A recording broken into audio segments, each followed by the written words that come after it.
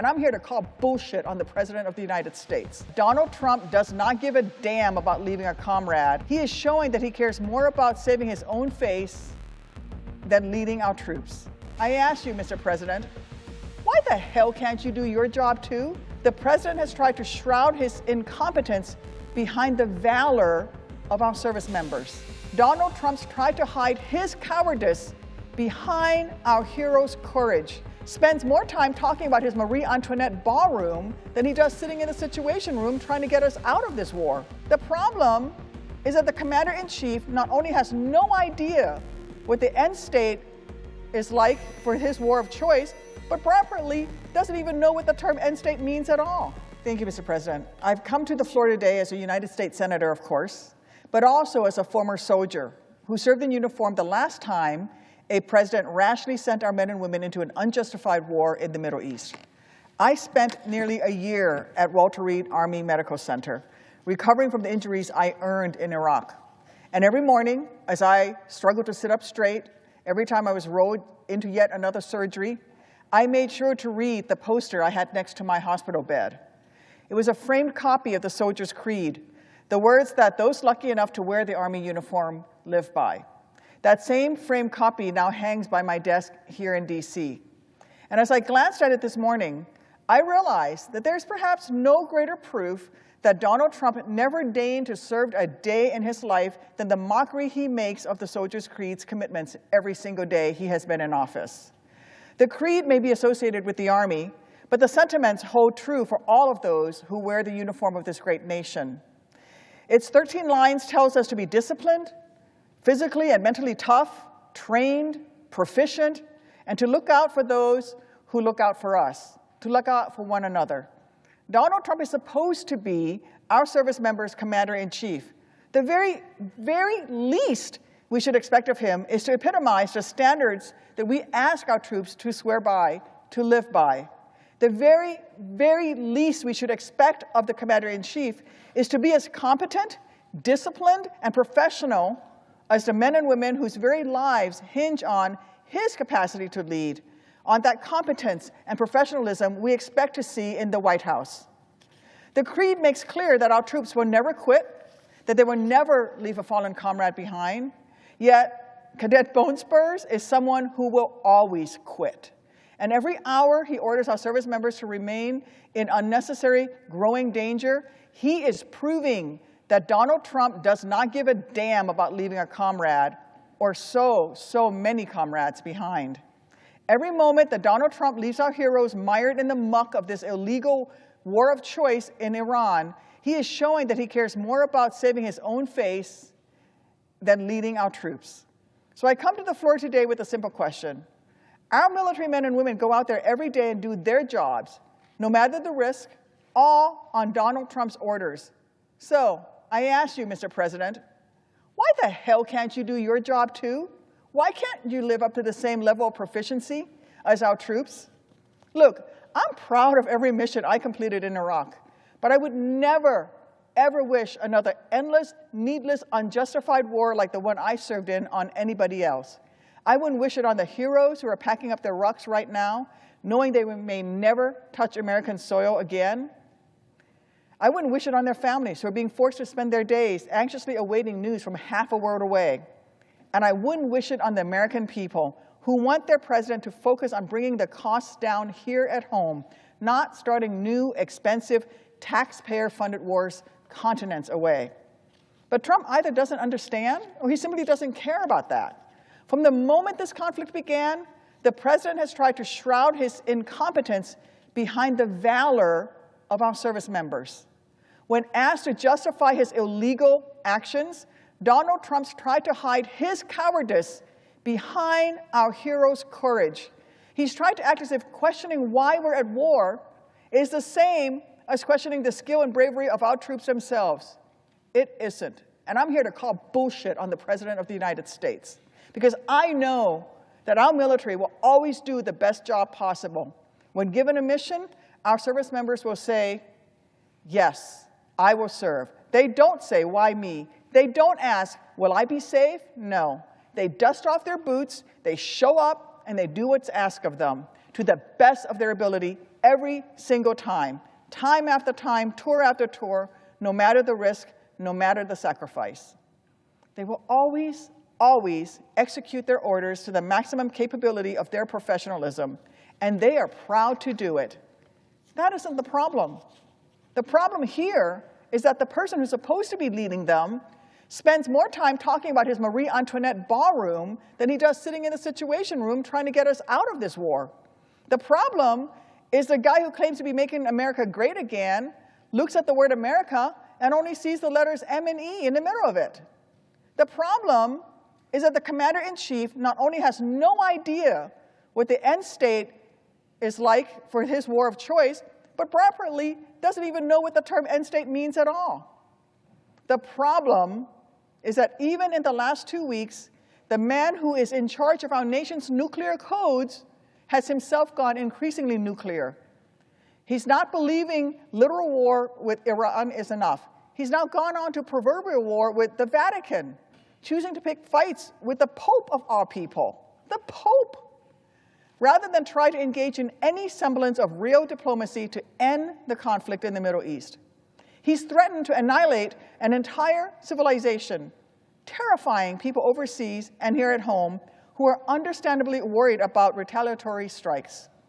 And now, after one half-assed day of so-called negotiations with Iran, he's whipsawed to the next risky frontier in the region, a dangerous, complex, partial military blockade of the Strait of Hormuz, launching it at our nation's expense with no justification, no explanation, or any real plan of what comes next. His only plan seems to rely on the valor, the willingness to sacrifice, the professionalism of our military men and women. But let me tell you, that is not enough. They need a true commander.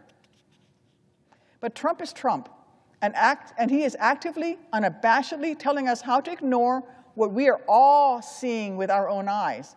He's trying to declare mission accomplished, despite his obvious failures at every single turn. He's declaring, and I quote, "We did it, we're winning," after all signs point to the opposite. We're still at war. Americans are still at risk. Civilians across the region are still dying for no reason that anyone can truly articulate. In reality, the only thing that Donald Trump has accomplished over the last 6 weeks is more chaos. Because of his choices, a new younger Ayatollah is in charge, who seems even more radical than his father was. 13 American heroes have been killed, with hundreds more wounded. More Gold Star parents are grieving their children. And more American families are struggling to afford the spiking gas prices. They're unsure if they can pay even more every time they go to the gas station. But they have to, because they need to get to work. They've got to take their kids to school. They've got to take their aging parents to the doctor. The farmers of Illinois, the farmers of this great nation, have seen at the time that we should be planting their input costs skyrocket because of Donald Trump's war of choice. Look, war is always tragic, but when it's preventable, when it's unjustified, it's not just tragic, it's a travesty.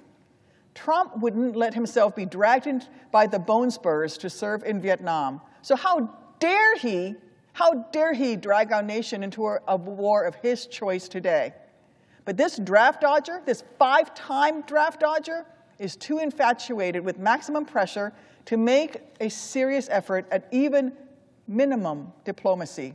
Once again, the Trump foreign policy doctrine has proven reckless, senseless, and dangerous. A doctrine in which fact and fiction are one and the same, one in which our commander-in-chief seems to come to military decisions by virtue of temper tantrums and announces them via tweet in the middle of the night, and one in which avarice outweighs advice every single time. Look, unlike Trump, I actually know what it's like to leave your blood soaking into the desert sand a half a world away. So I know what it's like. I know what it's like and what is at stake for the troops this administration is sending into harm's way. We must safeguard their valor and their professionalism by doing our jobs. I can tell you this, It's a whole lot easier to cover your eyes and order other Americans to sacrifice their children and sacrifice themselves if you don't have to do any of the sacrificing yourself. It's easier to send other people's children to fight in a war if you know your own children are cozy in a penthouse suite somewhere. It's easier to ignore the everyday realities of war from inside the hallowed halls of the White House, where you've got McDonald's being DoorDash to the Oval Office. But it's nearly impossible. It's nearly impossible if you've been actually outside the wire yourself. So I've come to the floor today to keep true a promise I first made over 2 decades ago. I ran for Congress, not because I wanted to be in Congress, not because I wanted to be a congressman or a senator. I ran for Congress to honor the men and women who carried me out of that bloody war zone. I made a promise that when the drums of war started beating again, I would be in a position to make sure that our elected officials fully consider the true cause of war, not just in terms of money, but in human lives and in the sacrifices of the men and women who wear the colors of this great nation.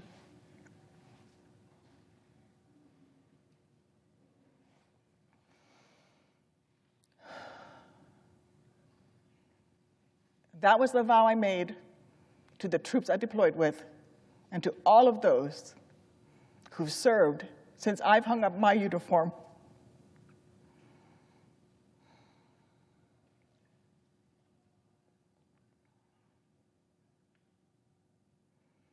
I'm here today under this great Capitol dome to keep that most sacred oath, because right now, thousands of our troops are ready to do their jobs, even if it means laying down their lives. And it's tragic, it's disgusting to me that even as they prepare to do their jobs, our president and some members of this chamber seem so eager to neglect their own. So as those drums of war echo louder than they have ever in years, I am here to remind Donald Trump that he does not have the authority to unilaterally force us into war. He may never have read the Constitution, but I have. So let me direct his attention to Article 1, which makes clear that only Congress has the power to declare war. We are the ones tasked with deciding when and how Americans are sent into combat. We are the ones charged with that most solemn duty. Yet Trump is acting as if Article 1 simply doesn't exist, as if obeying the Constitution is optional, as if our founding document is just a yellowing, crumbling piece of paper that he can crumble up and toss into the garbage can at will. This should not, must not be a partisan issue. No matter if you're struggling to pay rent, or if your name is plastered in fake gold on a building on Fifth Avenue, no one can ignore the Constitution, especially if you've sworn an oath to defend it. No matter if you're a Mar-a-Lago worker pulling down double shifts of the President of the United States, no one is above the law. Look, I believe fully that there are certain solemn, urgent times when our military must be called upon to defend us. There are certain moments when the threat in question is significant and imminent, instances when military force is the most effective tool at hand, and that using it is necessary to protect America and her interests. The thing is, from what little information the Trump administration has shared publicly that he hasn't immediately contradicted, in sometimes the same sentence, this was not one of those times. But if the administration thinks that I'm wrong and there was imminent, reasonable, actual threat to America, then guess what? The floor is theirs. Come to the Senate. We're just 20 minutes from the White House. It's not hard to find. It's even faster in your motorcade, Mr. President. It's not hard to find us. We're the building with the big dome on top. We're only a 20-minute walk. Trump knows where the Capitol building is. It's a spot he told the insurrectionists to march towards on January 6th. So if his team actually believes that war is unjustified, then they need to come to Congress and do their jobs. Explain their case, giving the American people a say through their elected representatives. the members who sit at every one of these desks in this chamber. They need to respect the American people enough to finally tell them why they're being forced to bear the cost of this conflict, both in dollars and cents and daughters and sons. They need to respect our service members enough to prove why war with Iran is worth more children growing up without their mom or dad. They need to make it clear that they've thought this through and well enough that they can actually articulate what an end state with this war of choice in Iran would even look like. Then, when their case has been made, when the debate here in Congress is completed, then the members of this chamber must vote. It's our duty. Yes, it is our burden. It's the least we can do for those who are willing to sacrifice everything to safeguard this democracy.